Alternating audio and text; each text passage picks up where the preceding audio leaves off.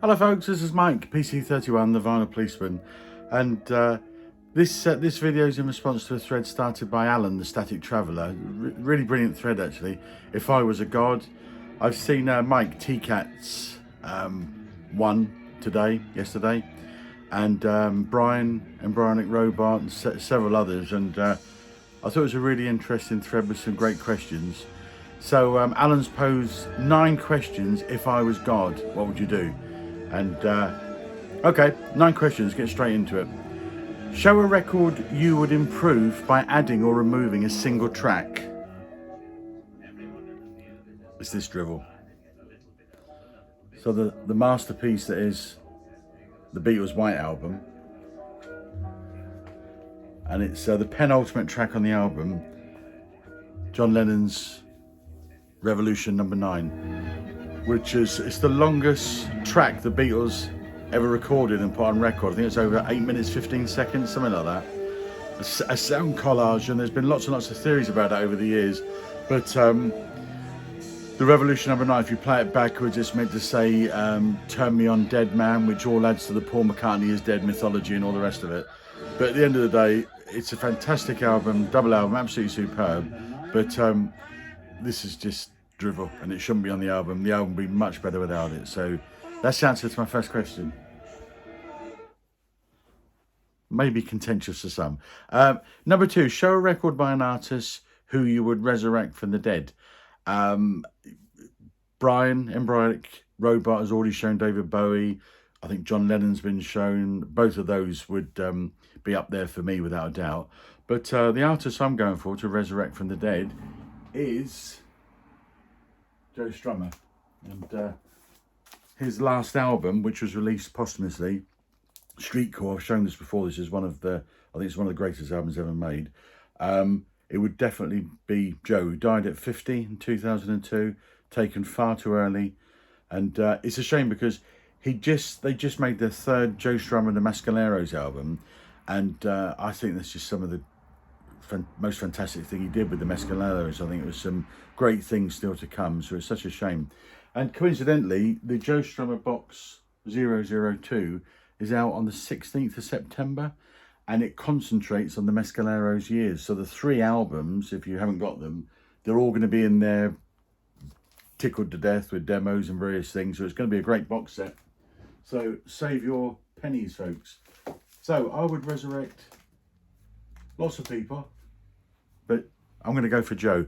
Well, number 3, Alan's question number 3. Which record that you own would you obliterate from the face of the earth, erasing all memory of its existence? Yeah, that's really easy. This drivel. Coldplay. Dreadful group. Awful music. Designer pop. Designer rubbish. So contrived. I mean, when you see their clothes and everything about them, everything's carefully positioned. It's just designer drivel. I don't believe any of it. So I would definitely consign Coldplay. I don't like them. So they would go for me. Number 4, show a record cover which displays something of the power of nature. And the one I'm going to show, it's one of my pickups for August actually. Just got it. It's for those who listen to my videos will know that I really like Nick Cave, Warren Ellis's original soundtracks, and one has just come out, La Panthère des Neiges, and that is basically Snow Leopard. The Snow Leopard. And basically what it is, it's a documentary type film where you've got a couple of, I think, French filmmakers, I believe, who go to the Himalayan mountains and valleys, and they spend a long time there filming the Snow Leopard. And this whole album, I mean, it's this beautiful snow in the Tibetan mountains, and just shows you the awesome power of nature. So I'd go for that. It's a fantastic album actually, superb ambient music, and I'll be covering that more in my August pickups. There we go. Number 5, which 3 musicians would you Frankenstein together to produce a super musician? This is difficult. This is probably my hardest one actually, but the ones I've gone for are Coldplay, designer pop, whatever you want to call it, nothing authentic about it at all. So I'd go for me, the most authentic rock and roller on the planet. Keith Richards, Main Offender, fantastic album. I go for Keith's swagger on stage, the riff master, all these fantastic guitar riffs he's written, and just the whole presence of Keith on stage. So it would be Keith, it would be the poetry and just brilliant songwriting of Nick Cave. This is Idiot Prayer. It would be, Nick Cave, and that would all be put together with the soaring, monstrously fantastic voice of Noddy Holder of Slade. So Keith Richards, Nick Cave and Noddy Holder all put together. God, what a performer that would be. They're all great in their own right anyway, but put those three together, wow. Show a record by one male artist. Show a record by one male artist and one female artist that you would save from the end of the world to entertain you in heaven forever. Question number 6 from Alan. Okay, my male artist I'd want to take with me to heaven.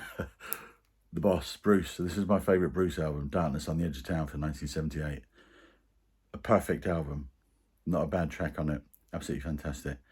And my female artist, I've cheated, and hope Alan doesn't mind, because the female artist I was thinking about was Alana Morissette, fantastic, Joan Armatrading, Chrissy Hine, Pretenders.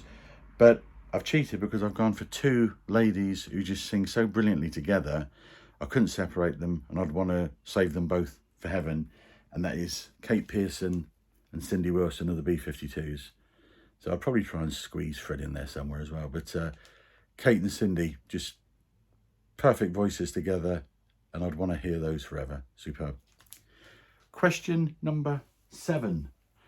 Show a record which depicts one or more of the 7 deadly sins: lust, gluttony, greed, sloth, anger, or envy, pride.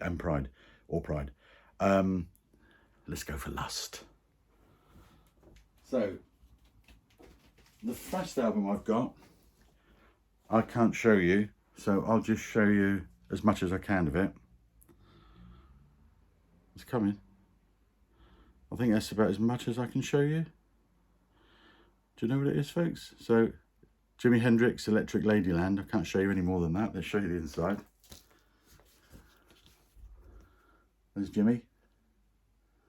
Okay, I can't show you that, so because I can't show you that one, for obvious reasons, let's show you Elvis Costello, the sounds of Elvis Costello and the Traction. Girls, girls, girls.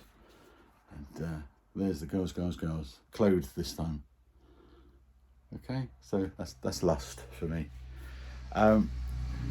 Number 8, show a record by an artist, if you can, and that's key, who you would assign to hell forever for musical crimes against humanity. Again, that's a really easy one for me, but I can't show anything because I haven't got anything by them at all. But for me, it's Dire Straits. They do absolutely nothing for me whatsoever. In music, I like it to either excite me, take me to the edge. I like it to be emotional, tearjerkers, just something which gives you an emotional response. I get absolutely no emotional response whatsoever from Martin Knopfler and Dire Straits. I just think it's real drivel. So I know lots and lots will disagree, but they don't do it for me whatsoever. They never have done. And the final question from Alan is number 9. In your benevolence, which VC channel would you bestow 1 million subscribers to so they may never have to work again and indulge us all with their videos ad infinitum? And it can't be your own, okay? So lots and lots I thought of here, but the channel I've gone for, because I always find I find lots of channels really entertaining, but this one is great with its needle drops, and it's taught me how to play frisbee golf.